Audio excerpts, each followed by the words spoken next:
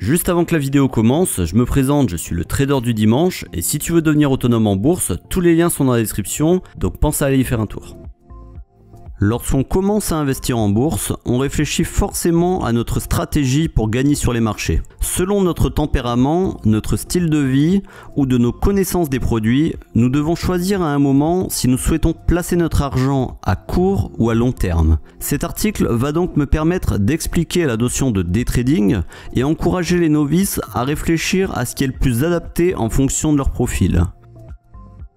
Dans mon parcours en bourse, c'est-à-dire depuis 9 ans à la date où je réalise cette vidéo, j'ai pu constater qu'il existait de nombreuses manières d'aborder les marchés, mais que celle qui retenait le plus l'attention des investisseurs, qu'ils soient aguerris ou non, était le day trading. Le day trading présente l'avantage de pouvoir, en théorie, faire fructifier très rapidement son capital, mais en contrepartie, il existe de nombreux risques à adopter cette stratégie. Un day trader, c'est une personne qui va ouvrir et clôturer une position sur un actif lors d'une même séance de bourse, en profitant d'une faible variation du prix pour engranger une plus-value. De la même manière, ce qualificatif peut s'appliquer à l'ensemble des instruments tels que les matières premières, les devises, les actions ou bien encore les crypto-monnaies. Pour bien comprendre le principe, on peut prendre le cas de Monsieur X qui a un capital de 500 € et qui va acheter 10 actions de la Société Générale à 10 heures au prix de 50 €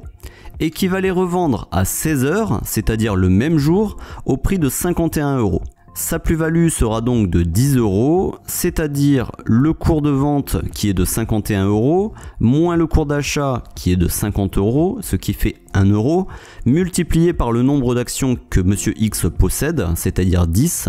10 fois 1 égale 10 € de plus-value. Si Monsieur X arrive à reproduire ce gain chaque jour pendant 100 jours de bourse, en spéculant sur divers supports, son capital passera de 500 à 1500 €, soit 1000 € de plus-value, alors que pour en arriver au même résultat, Monsieur Z, qui est dans une optique plutôt à long terme, devrait attendre que le cours atteigne 150 €, soit une valorisation de l'entreprise multipliée par 3 sur le marché. Miser sur la volatilité des marchés à très court terme et placer son argent à long terme ne demande pas le même type d'investissement. Le day trading est une méthode qui demande du temps. Si vous avez un travail à temps plein, une famille à vous occuper, voire même d'autres projets en parallèle, vos obligations ne vous permettent peut-être pas d'aborder les marchés dans cette optique. Il ne suffit pas d'appuyer sur le bouton acheter au début de la journée et de vendre à la fin de la séance pour réussir. Chaque période qui précède l'ouverture d'une nouvelle séance de bourse requiert un certain temps pour préparer sa stratégie et ses niveaux clés sur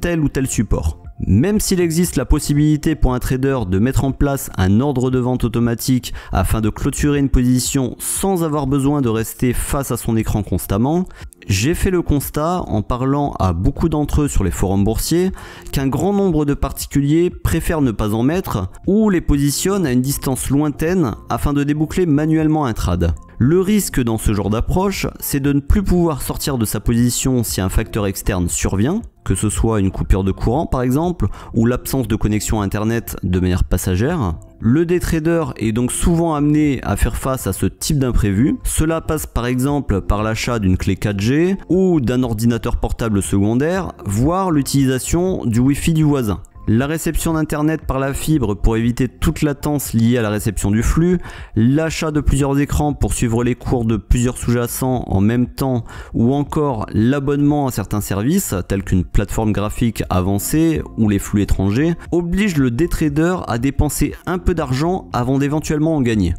Il suffit de voir le nombre important de formations et de méthodes enseignées sur internet au sujet du day trading, voire du scalping, notamment à travers l'analyse technique qui consiste à observer l'évolution graphique du cours d'un actif à travers un ou plusieurs indicateurs pour se rendre compte qu'une personne qui débute sur les marchés et qui souhaite se lancer dans l'investissement à court terme est submergée d'informations. Contrairement à une stratégie long terme où les fluctuations de cours n'ont pas d'incidence au quotidien, ici l'investisseur doit se remettre en doute constamment et savoir matérialiser ses pertes rapidement dans le cas où le cours ne va pas dans le sens souhaité, sous peine de se retrouver avec une moins-value difficile à matérialiser. Cela peut paraître simple sur un compte de démonstration, mais dans la réalité, clôturer une position perdante est loin d'être évident. Alors quand il s'agit d'enchaîner parfois plusieurs moins-values sur une même journée, les conséquences sur le mental d'un trader peuvent être significatives. Une excellente étude réalisée par l'AMF, c'est-à-dire l'autorité des marchés financiers,